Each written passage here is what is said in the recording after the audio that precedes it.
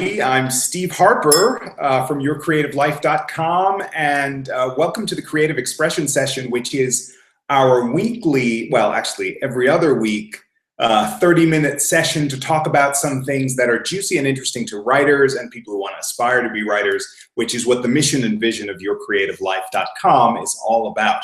So I am a writer, an actor, a producer, and a certified creativity coach. And the most important thing to me is to help you have the biggest and most impactful creative expression of your life. And for me, that means focusing on, I teach people how to live the writer life and how to step into this space of productivity and dynamic creativity in their work. So I'm here to do that as part of what we call the Creative Expression Session, which is this every other week call. And you know, today we're going to talk about productivity and getting stuff done. And this is a topic that, of course, you have been inundated with, I'm sure, because everyone, it seems, in our society is working hard to figure out, how do I get more done?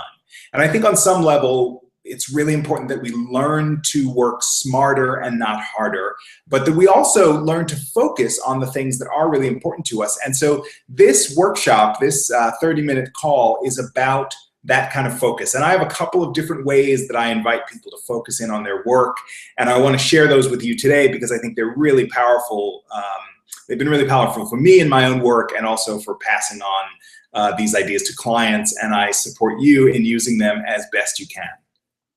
So now, if you're like me, there's a ton of stuff that you're trying to get done every day, every week, every month, every moment of your life. And you're trying to move ahead on these things. And sometimes it's really challenging to find the space to get done what you need to get done. And so that's really what brings us to this productivity call.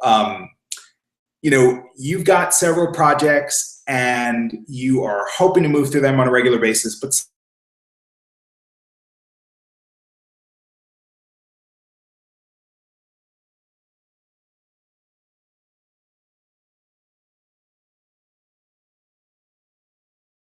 how well are you moving through these blocks toward a new way of getting your work done? So I think everyone can be, I think everyone can improve in terms of this productivity thing. And I have a couple of ideas as to how you might do that. Now, I used to end every day, I have to tell you this is sort of a personal revelation. I used to end just about every day disappointed with what I've gotten done and what I wasn't able to get done. And that was my daily experience of moving through this space, you know, of just being disappointed and sad about, well, I got part of it done, but not all of it. I got this, but not that. And just feeling like every day was a space of potential disappointment and frustration. So I sought out and set out to figure out how to prevent that from happening.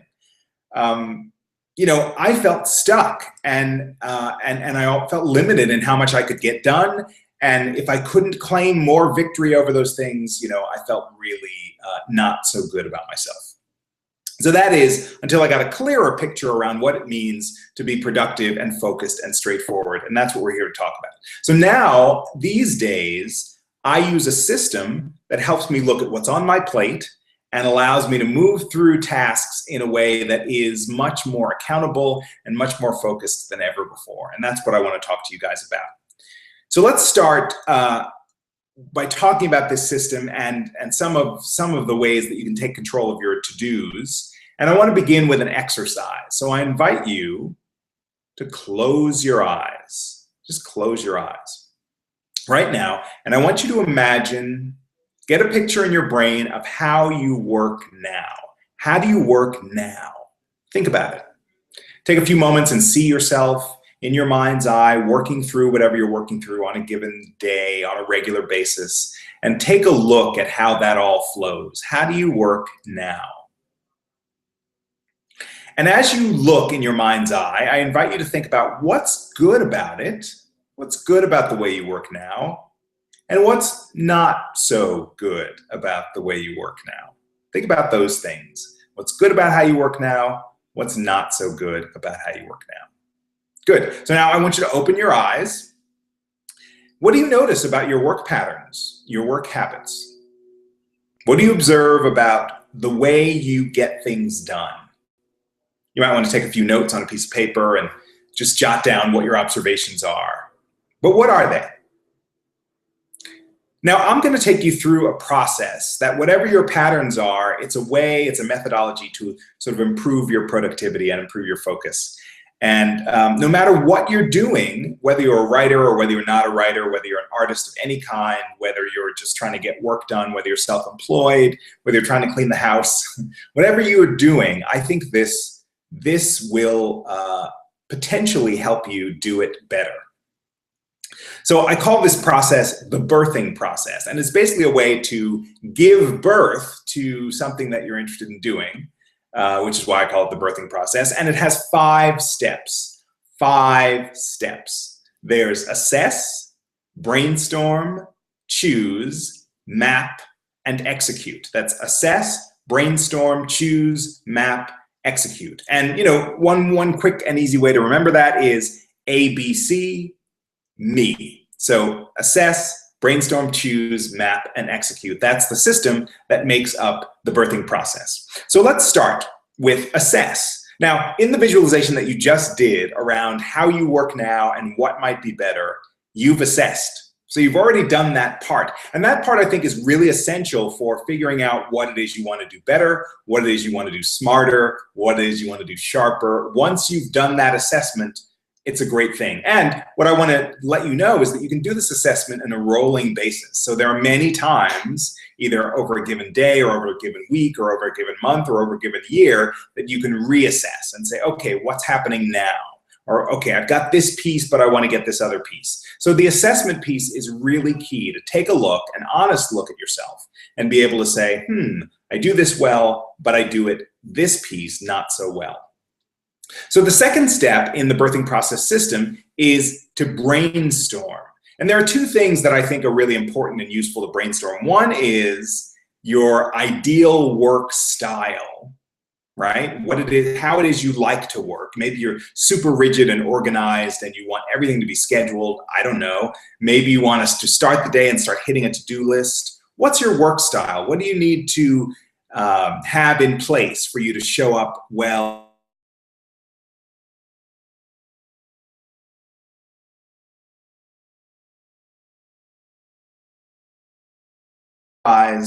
and take a few moments and say, I like to work this way. I like to work all at once or in a pattern or whatever. Just begin to think about that.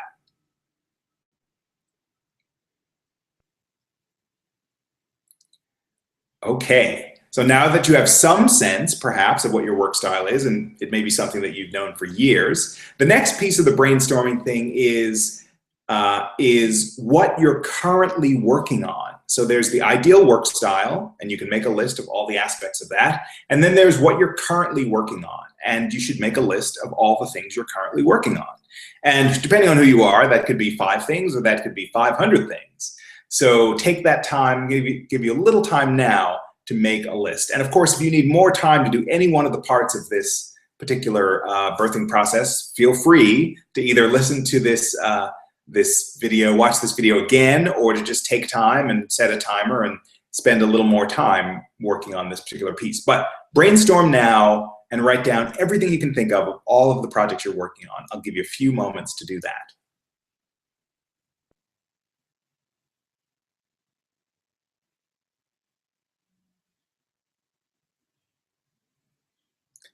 Okay. So you've got a few things down, ideally, that you are working on. Maybe there are many more projects. You can certainly go back and spend more time. And you've got a few notes about what your work style may be, about the way you like to work, about the way you like to sort of flow through these things. And that is part of the brainstorming thing. Now, once you have your list of things that you're working on, of projects that you're engaged in, I want you to go back to that list and take a look and really quickly circle the ones that are most important, the ones that you're most drawn to, that you're most willing to step into and prioritize. So circle those things. Okay. And again, depending on who you are and whether you have 5 or 500 things, you may have circled I don't know, a bunch.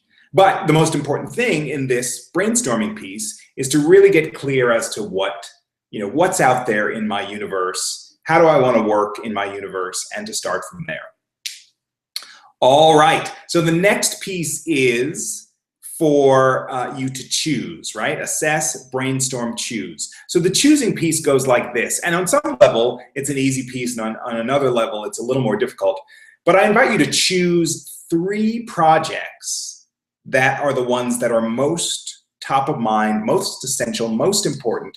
Choose 3 projects and just highlight those 3. So if you've circled 10 of the 500 important projects, I want you to narrow it down to 3. And I get to 3 because 3 is really, in my experience, the most that most of us can do, the most that most of us can concentrate on without getting too incredibly lost in the shuffle and in the spin of that. So circle those 3 projects that are most important to you. And here's a question. How does it feel to choose 3 projects out of all the ones that you're concentrated on? How does that feel? It may be difficult, it may be challenging, it may be scary. And whatever comes up for you, it actually probably behooves you to do some journaling about that so that you're clearer and clearer about what the sacrifices are, how much you can do as a human being, and the notion of wanting to zero in on the things that are most important. Some of us don't like to zero in. Like in some ways it's romantic to have a million things swirling around projects. You see the Post-its on my wall and the books on my shelf. There are so many things that we as a culture want to embrace. But the truth is, if we want to do something well in a focused way, we can only do so many things. So now that you've circled the 3 things and you've dealt with these feelings of choice, and you can certainly continue to deal with those, the next piece is the mapping piece. Now, mapping is really one of the biggest sections of this birthing process. And by mapping, I mean, here's where you figure out how you're going to get things done, right? So in a way, this is like a cognitive piece. It's like, okay, now that I know I've got these 3 projects, how do I intend to get those done? Right? So this is the process, this is the part of the process that allows you to move smoothly, that's the word, smoothly through the day and to touch on the various things you want to touch. And the question is, how am I going to do that? So now there are 2 parts to this mapping strategy, 2 big parts. One part of mapping is to break it down, and by break it down, I mean taking a task and dividing it up into subtasks, right? And it's a thing, I have a friend who teaches, a really brilliant guy named Bill Wick, who teaches teaches a certain process methodology that involves breaking down. And he talks about how everything is something to be broken down. So for example, he talks about how his grandson, in order to do a puzzle, which he loves to do puzzles, the puzzle process is you put it out of the box, and you look at all the parts, it's already broken down, or you take it apart and break it down if it's not already taken apart, and then you put it back together, right? And so that's part of what this is. The first part of the mapping out strategy is to break your big idea down into many little ideas. So there's break it down, that's one part of mapping, and then there's chart it out.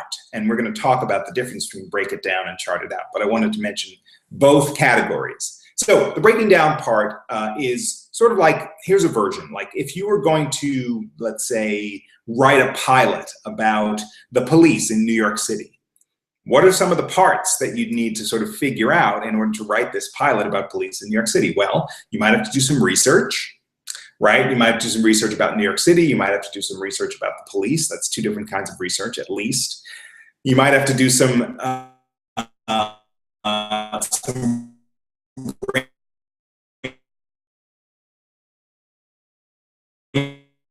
so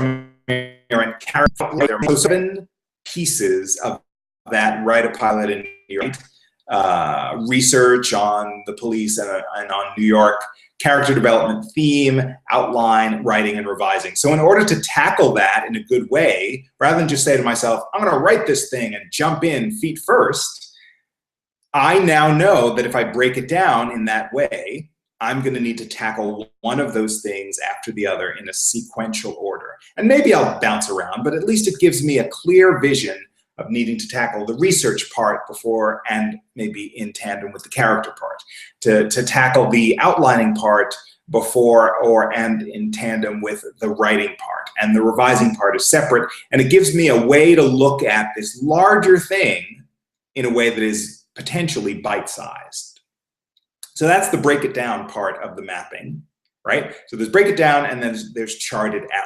Now the chart it out version, this is a step that is laying out your journey in this project in time, right? How and when will you tackle this? How and when will you tackle it? So you could tackle it. There are several different ways. You could schedule it on a calendar and just say, you know, Tuesday is writing day. Tuesday and Thursday are writing days. Tuesday, Thursday, Saturday are writing days. You could just sort of give it a day or several days that is, here's the space where this is always going to happen for me, right? So that's one version of scheduling it on a calendar, to schedule a whole day. Another version is you could schedule it in chunks. You can say, you know what, I'm going to do this 2 hours a day, or 1 hour a day, or 15 minutes a day. And you could just, you know, decide that and then drop into those times every day, no matter what the day is, no matter what the schedule looks like. Or you could schedule it in appointments and say on your calendar, 2:30 to 5:30 is the writing time, or 2 to 3, or 1 to 4, or 1 to 1:30 every day of the week, or whatever it is, and schedule it for yourself, right? So that's the charted out part of this process, to decide when and where and how you're going to do this, either in days, every Tuesday, Thursday, or in time chunks, 2 hours a day, 1 hour a day, 3 days a week, 5 days a week, whatever, or appointments. 2:30 to 3:30 on Wednesday, 2:30 to 3:30 on Thursday, 3:30 to 5:30 on Saturday, and be able to schedule it out.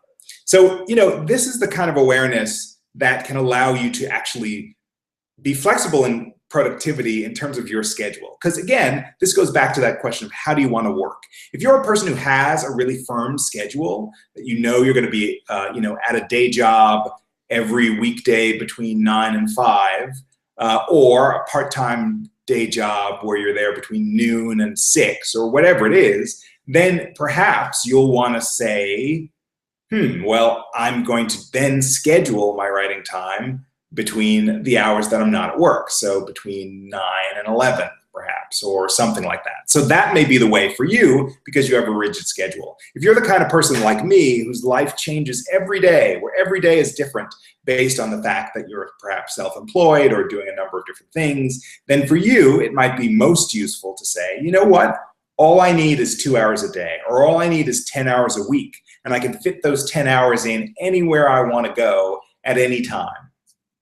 So that's a way to do it too, and that, again, sort of fits with my particular or your particular schedule or life, or the way your life unfolds, to be able to look at that kind of goal and say, that's the way I want to do it. The other thing is, let's say any number of combinations of those two things. You have a regular job, but you're off on Tuesdays. You have a regular job, but you're off on Thursdays. You don't have a regular job, but you're able to reserve a particular day of the week. Then you can say, well, Tuesday, Thursday, or Thursday, Friday, and you can, of course, do combinations of these things too. So that's the mapping piece, right? Break it down, which is break it down to bite-sized chunks. Chart it out, which is to say, how am I going to tackle this? In what methodology? Am I going to do, you know, days? Am I going to do time chunks? Am I going to schedule? All right. So that's a really great opportunity then for you to get a little more specific as to how you might tackle what's ahead for you creatively. Now, this is all part of charting it out, and I think in some ways the charting it out piece is a key to creating a specific kind of vision about when your work is going to get done. Great. So let's go back and look at our 5 steps to the birthing process. Assess, which we've done, which is to evaluate and reevaluate where you are in terms of your work. Brainstorm, which is both to say, how do I want to work and what do I want to work on? What are the particular things that I'm focusing on at this time? And then there's map, and the map has 2 parts. And one part is breaking it down, which is to say this thing I want to do has 6 or 7 parts. and chart it out, which is to say, here's how I want to tackle this thing in a given methodology. So assess, brainstorm, choose, map, and now execute. So execute is the last phase. And I think in some ways it's the most important phase, because certainly, here's what I've realized as I've created this system, that many of us as artists go through the assess, brainstorm, choose, and mapping system, and then leave out the execution. So there are a bunch of us artists out there who are like, well, I'm planning it. I'm getting ready to get ready. I got to clean something. I got to do, and the truth is that our art or whatever it is we're working on won't get done if we don't give it time. If we don't focus in bite-sized chunks on these things, we don't actually show up and do stuff. The stuff that we hope, that we sort of dream about and fantasize about won't get done.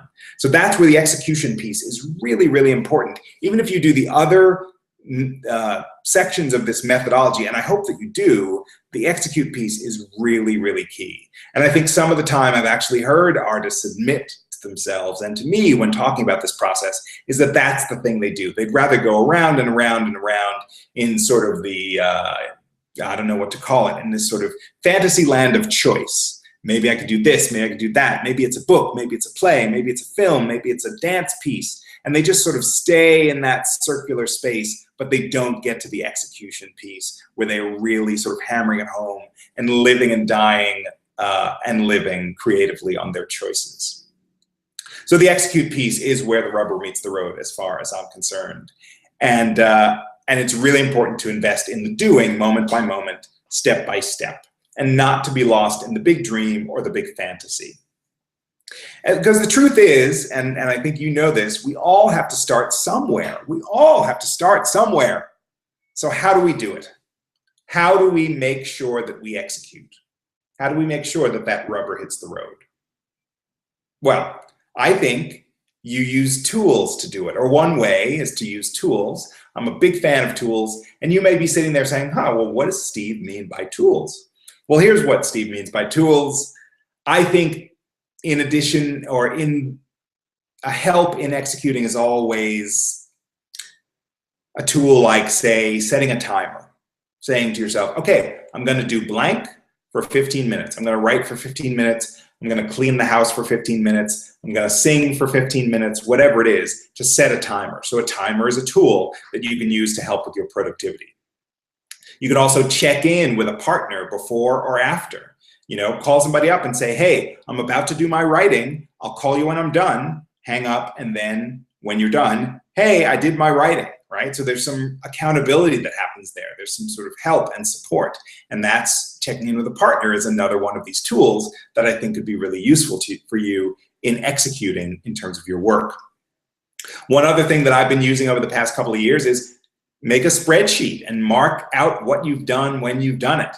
Right? And so then you'd say to yourself, I want to write 2 hours a day or 10 hours a week or whatever it is. You put up an Excel spreadsheet, and every time you write, you do your 15 minutes, you put that in the spreadsheet and you add it up and you get to see, are you making the grade in terms of what it is you said you would do? You can also set up rewards for a job completed. Okay, when I do this, I'm going to go to the beach, right? And sometimes that may motivate you to be on top of what you want to do. And maybe that'll help you do it every day. If you can get to, if you live in California like I do, you may be able to go to the beach every day. What a great and amazing thing that might be as a reward for you getting your work done. You could also pray or meditate if you do that sort of thing, either before or after. After I do this, I'm going to have that really great prayer session, that really great meditation session. Or you can enlist a coach or a mentor to cheer you on. Somebody who's been in the space you've been in, who's worked with the kind of things you're working in. You could just find that person and ask that person if you could check in with them after the fact, and and then that's another tool to help you move through in a good way.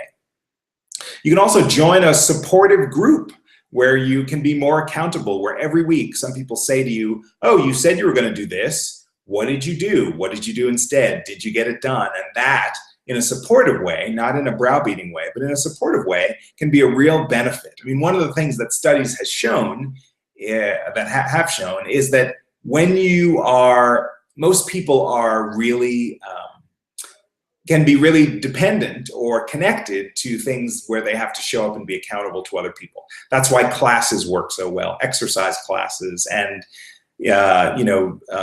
language classes and accountability, mentoring, coaching classes. That's why they work so well, because you get a group to be accountable to reflect and witness, to support and believe in and cheer on everyone who's working. And in fact, we here at Your Creative Life are going to start an accountability group starting in June. So if you're interested in a formal version of that, you can certainly go to our website, yourcreativelife.com, and go to the events page and check out what we're doing in terms of an accountability group. Or you can form your own, but it's a great way to get focused and to discover the support of other people. And one last thing that I want to mention too in terms of tools is you can get a notebook and write down your progress or journal about your progress and have that be part of what you do. So that's the execution piece. Tools really help.